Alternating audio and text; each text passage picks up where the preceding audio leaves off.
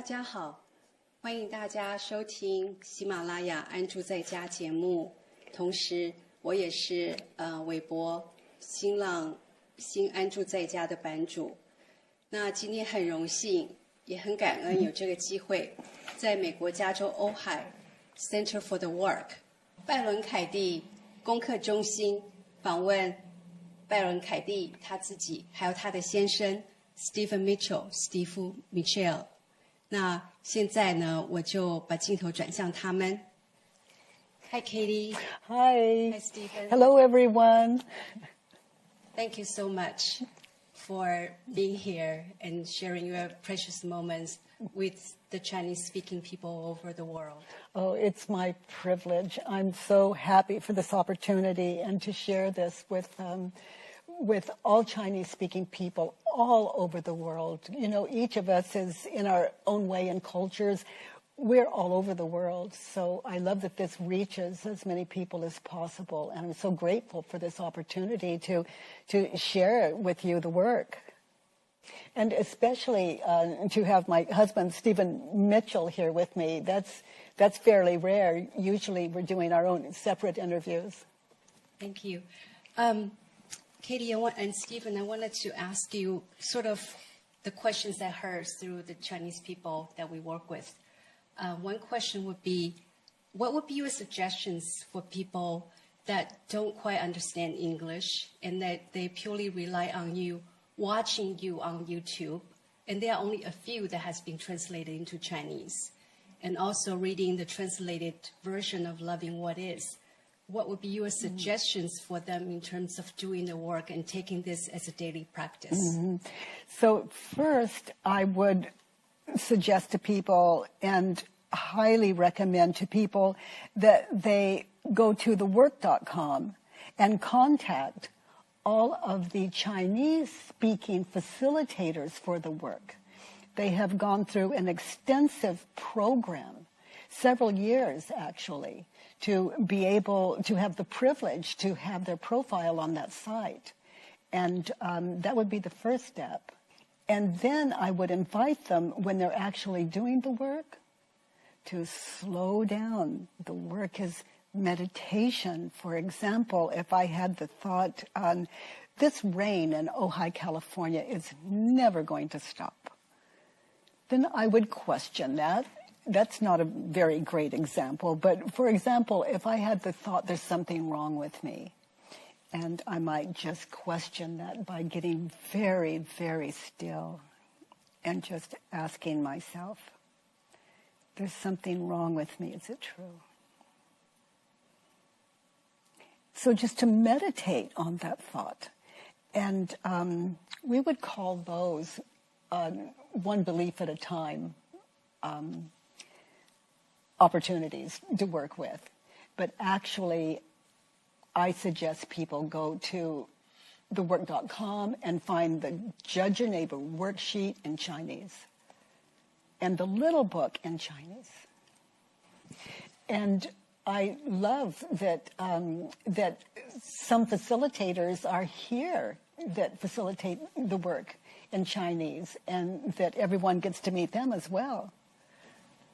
他说他很高兴说我们今天现场也有其他会说中文的写导师，可以借这个机会跟大家见面。Yeah. Christina, come over. Oh, Christina. Hello. 这位是 Christina， 那我们两个是一起在这边学习的。So, Christina, say hello. Hello, everybody. So what has the work meant to you? The work means to me. In Chinese? Okay. 功课对我来讲是让我解除我的烦恼，还有就是一个非常好的工具。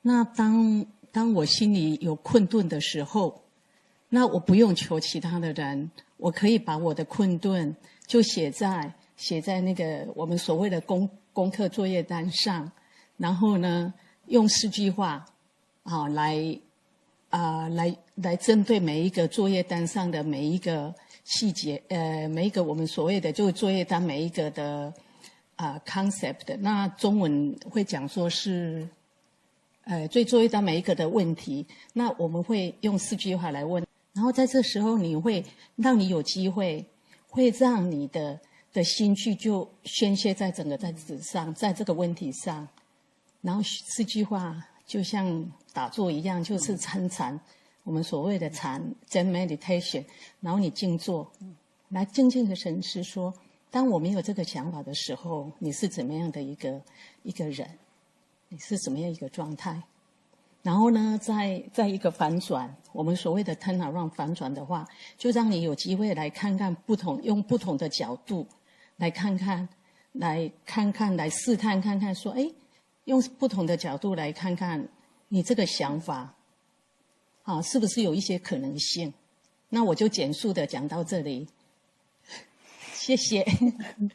You know, a wonderful concept to bring to people's mind too is, I can't do this work, or the work is too difficult for me. Mm-hmm. And it's a good one to start with for some people. Thank you. Thank you, Christine. Thank you.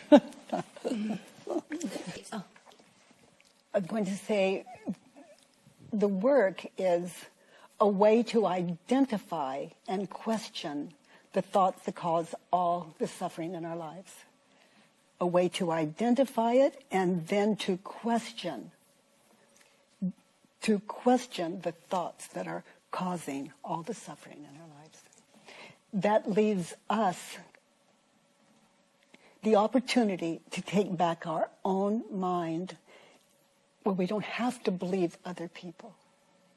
We have our own reference, which is all we really think we're holding anyway. Would you say that differently, sweetheart? No, that's good. Yeah. The mind loves to, we love to compare ourselves to other people. And every time we compare, we come out as a higher ego or a lower ego. So one is way too high and painful. The other is depression and heartache. So when we begin to identify and question what we believe about life, we begin to balance right in the center. And it doesn't matter if we're rich or poor or talented or not talented to our own minds. We come back out with a balance.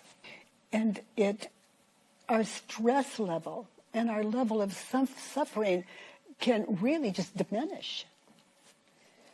And we don't need a teacher for this, just ourselves. Thank you.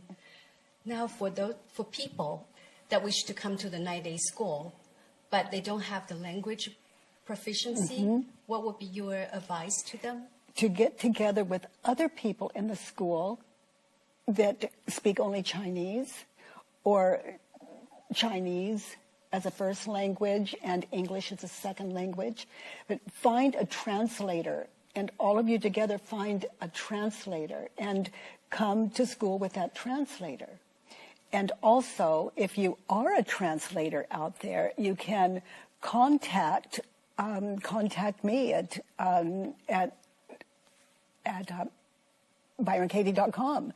And let me know, and then everyone that wants to attend the School for the Work that speaks Chinese only, or Chinese and whatever language, we'll have a translator here for you. So any of you that have that kind of talent, it would be a great contribution to those others that need a translator. Thank you. Another question, I heard you say, you always say that the work stopped working when you stop answering questions. Yes. Can you elaborate that, and how does that look in the process of doing the work? Well, if I'm, for example, I say, I think there's something wrong with me, and I ask myself, is it true? That's the first question. There are only 4. and I ask myself, is it true there's something wrong with me? Then I need to get very still and listen and with my eyes closed and just see what arises that shows me something very authentic, that feels right and like balance inside of me. Now, that is the way of peace. That's inquiry.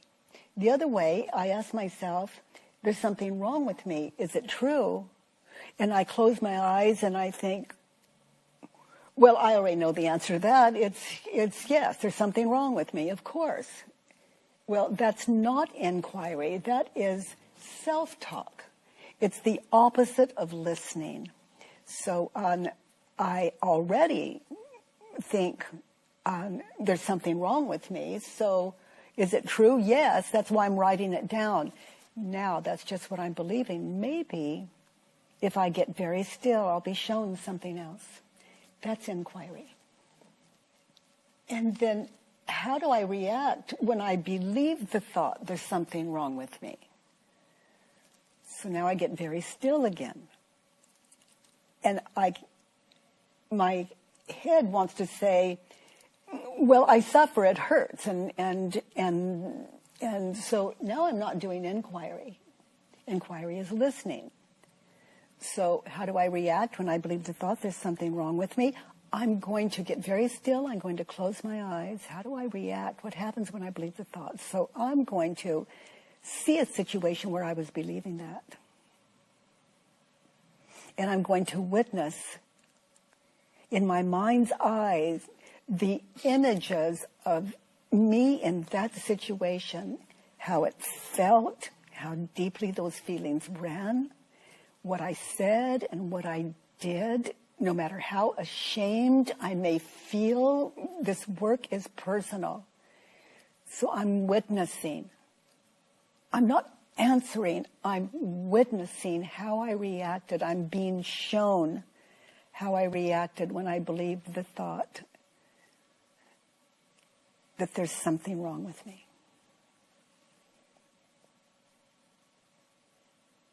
And you never know what you're going to see there, and it can be very, very humbling. And then the fourth and last question I meditate on, in that situation, who or what am I without the thought there's something wrong with me? And as I witness that,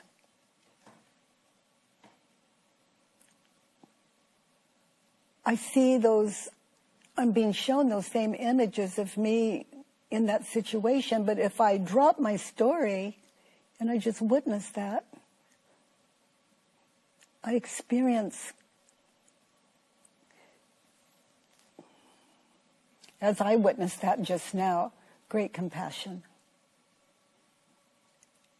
And a kindness for myself I never thought possible.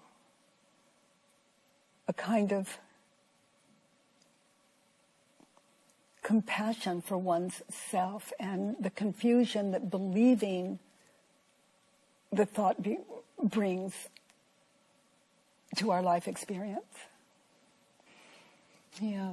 And then I turn the thought around. We've done 4 questions. I turn the thought around. There's something wrong with me. What is the opposite of that?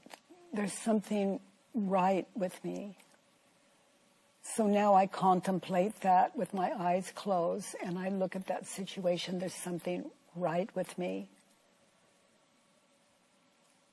And then as I sit quietly in that, anchored in that situation, witnessing, then I begin to see something right with me. The first thing I just saw is how innocent I am. And how I'm doing the work now, waking up to the cause of my suffering then. And I continue to meditate on there's something, that opposite, there's something right with me. And I just sit in that. And you're translating a mind at home with itself for your friends. And I thought it might be appropriate for Stephen just to say a little about what that process is and why reading it slowly and meditating on what you say of the book slowly is a very powerful experience. Yeah, 那个凯蒂说，因为凯蒂知道说，我现在有在喜马拉雅上跟大家介绍这本书，那我们要请 Stephen 来跟我们分享一下他写这本书的一些过程，并且就说怎么样慢慢念这本书才会有最大的受益。Stephen.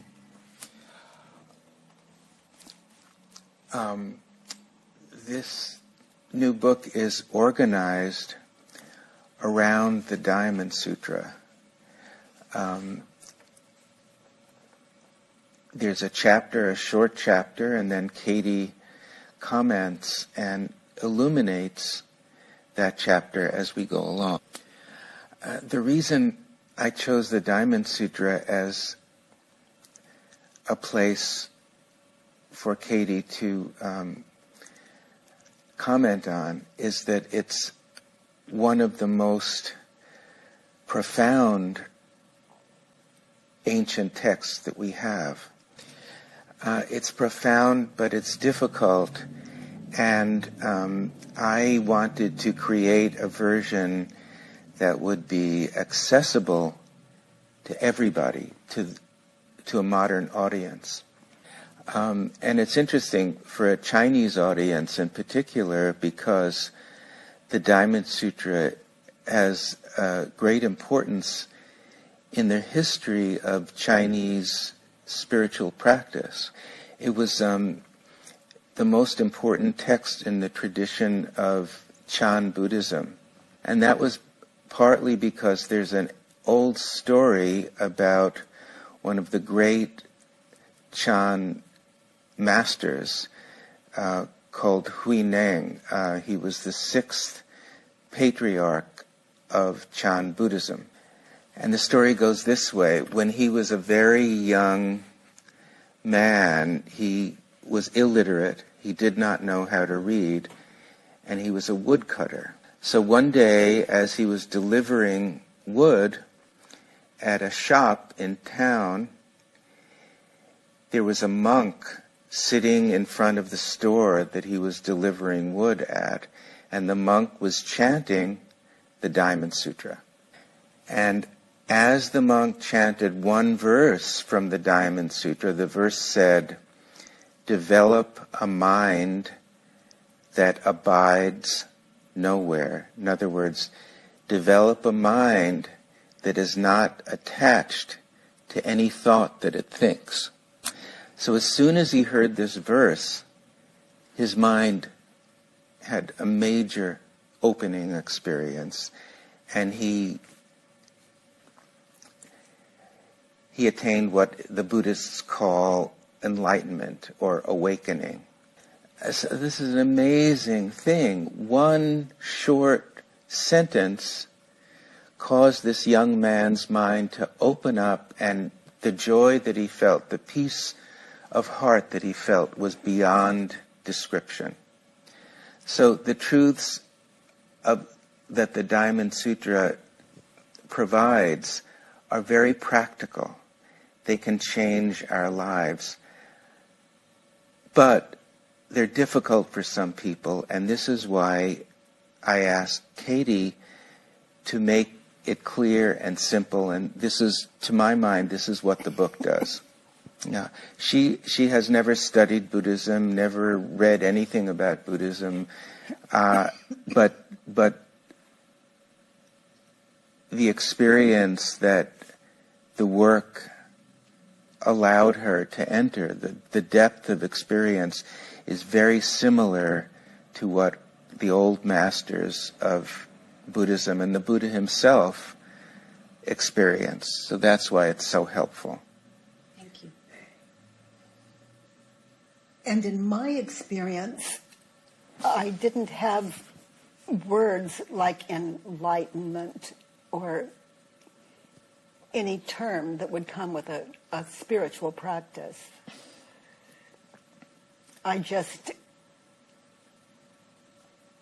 My life just felt like suffering. And then in a moment, it's not that I heard something that we would call like the Diamond Sutra. I just saw how all suffering was created, and my life shifted from suffering to free. And in that freedom, the absence of pain, a very beautiful life. I was transformed, I was just flipped upside down, this mind, and in that, my entire life. And if it weren't for Stephen and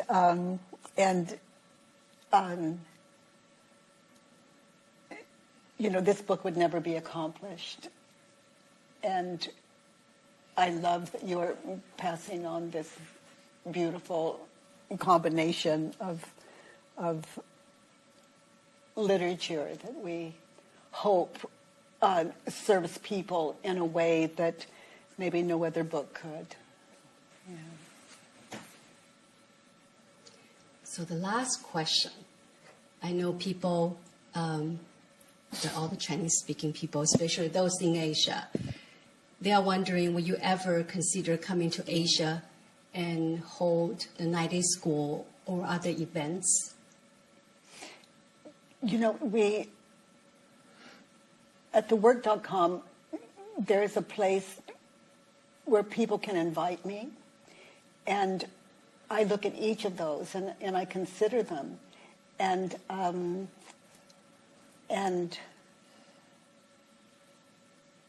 if there are translators, that nothing's impossible, and these beautiful people that you yourself are aware of that move the work would staff the school and be there to support it.